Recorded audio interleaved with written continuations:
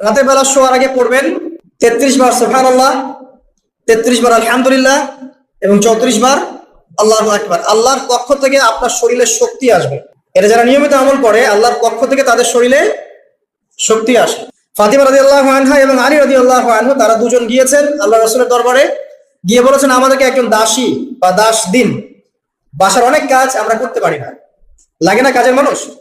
নবী সাল্লাল্লাহু আলাইহি ওয়াসাল্লাম বলছেন যে আমি কি তোমাদেরকে এমন কিছু শিখিয়ে দিব যেটা তোমাদের এই দাস দাসের অভাব পূরণ করে দিবে, প্রয়োজন হবে না? অবশ্যই শিখিয়ে দিন। তখন নবীজি শিখালেন সাল্লাল্লাহু আলাইহি ওয়াসাল্লাম যে ঘুমানোর আগে 33 বার সুবহানাল্লাহ পড়বে, 33 বার আলহামদুলিল্লাহ এবং 34 বার আল্লাহু আকবার। তোমাদের দাস দাসের প্রয়োজন হবে না ইনশাআল্লাহ।